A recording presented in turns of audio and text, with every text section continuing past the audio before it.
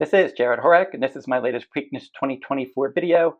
In this video, I'm going to share updated Preakness news. We're going to discuss why Mystik Dan won the Derby, can he do it again in the Preakness, plus historic stats and recent trends from recent runnings of the Preakness Stakes. Now, your Kentucky Derby winner, Mystik Dan, is scheduled to resume training on Wednesday, May 8th. Kenny McPeek walked him around the barn for 3 days after his Derby victory, and he will return to the track on Wednesday. So his Preakness status right now is possible. And we're going to know more in the coming days when they see what his energy level is like and if they want to come back in 2 weeks or wait for the Belmont Stakes. Now, the Preakness draw is Monday, May 13th, and the race is Saturday, May 18th. Now we're going to discuss 5 reasons why Mystik Dan won the Derby. Now, the number one reason he won is Kenny McPeek had him ready to deliver a career best effort in the Kentucky Derby, just like he did with Torpedo Anna the day before in the Kentucky Oaks. He had his horses from his barn ready to run big races in the 2 biggest races last weekend at Churchill Downs. Now, the second reason that he won the Derby, and it was a fast pace and it's set up for patient runners. None of the horses that were up on the pace were around at the end. The third reason he won, he had a perfect ground-saving stalking trip from post 3, and he got a smart ride from Brian Hernandez Jr. And the fourth reason, he got the jump on the closers, Sierra Leone and Forever Young. And then the fifth reason he won, Sierra Leone ended up racing wide and lugging in, and that cost him multiple lengths in the race. So everything fell into place for Mystik Dan in the Kentucky Derby. He was ready to deliver a top effort.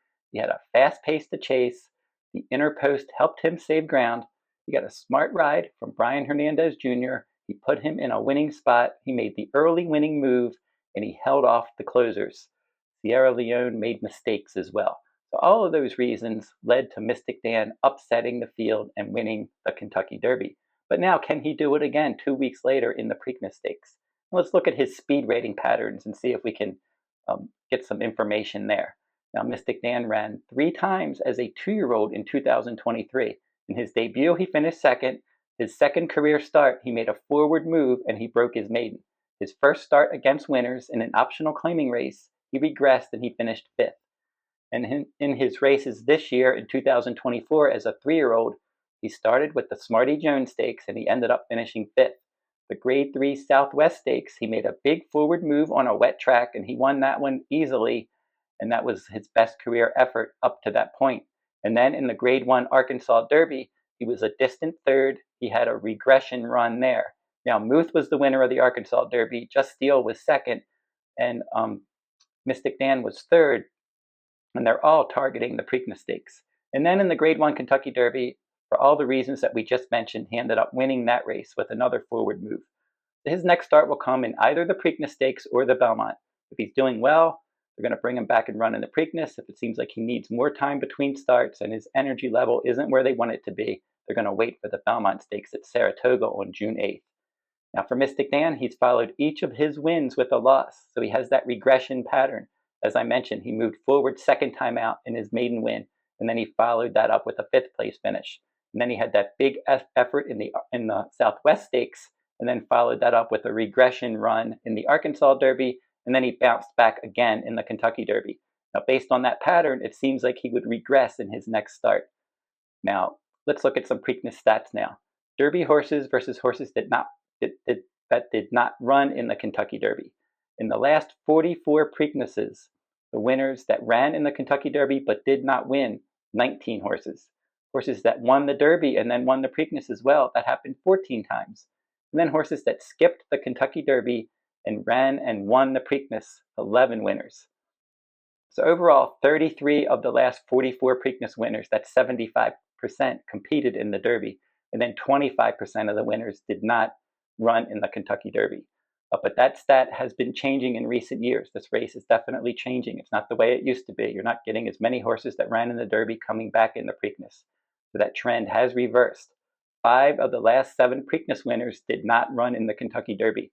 And that includes winners in 2020, 2021, 2022, and 2023.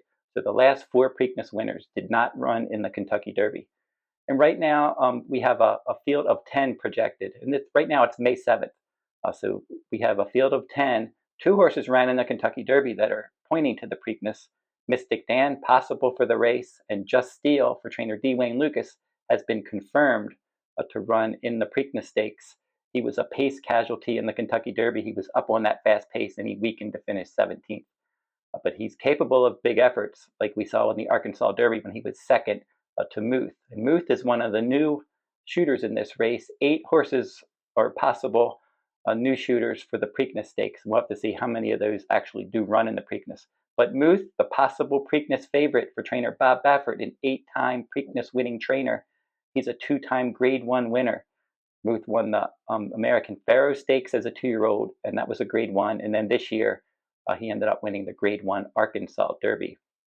Now, Muth's stablemate, Imagination, he is a Grade 2 winner. He won the San Felipe Stakes. He was second in the Grade 1 Santa Anita Derby, and he's pointing to the race as well for trainer Bob Baffert. So Muth and Imagination have been confirmed as starters for the Preakness, and they're going to have their final workouts at Santa Anita Park this coming weekend, and they're going to ship to Pimlico next Tuesday. Now, Seize the Gray for trainer D. Wayne Lukas. He gives him a second starter. Just Steel is his other starter, and Lukas has won the Preakness 6 times. And Seize the Gray is a Grade 2 winner. He won the Grade 2 Pat Day Mile on the Kentucky Derby undercard. That was a 1-turn mile. Now he's going to stretch back out in distance. He is a faster horse this year. Tuscan Gold for trainer Chad Brown was last seen finishing 3rd in the Louisiana Derby, and they're going to either run in the Preakness or the Peter Pan, and I'll mention that in a minute. Uncle Heavy is a Grade 3 winner. He won the Grade 3 Withers at a mile and an eighth earlier this year. Informed Patriot for trainer Steve Asmussen, another horse that could run in the Preakness. And Asmussen has won the Preakness 2 times with Rachel Alexandra and Curlin. This horse is a listed stakes winner. He won the Bathhouse Row Stakes, a win and you're in for the Preakness in his last start. Then finally, Local Hope, Copper Tax. He's a 7-time winner. He's won multiple non-graded stakes races. He is 0 for 2 in the graded ranks, and he won the Federico Tessio last time out. Gary Capuano is his trainer. And we just had a horse that was confirmed for the Preakness Stakes, Mugatu. This horse was on the also eligible list in the Kentucky Derby. He was 5th in the Grade 1 Bluegrass in his last start. He's 1 for 12 overall. He's going to run in the Preakness Stakes. He is a closer, and Joe Bravo is going to ride, and he's going to be a long shot. Now, the field's still taking shape. The Peter Pan Stakes at Aqueduct, a prep for the Belmont Stakes, will be run on Saturday, May 11th. And we have Tuscan Gold, Uncle Heavy, and even Copper Tax are all possible for that race, or they could end up in the Preakness. Now, Copper Tax at this point looks like he's leaning to the Preakness Stakes. We'll have to see what his connections end up doing. So don't forget to like, subscribe, and comment if you like this horse racing content.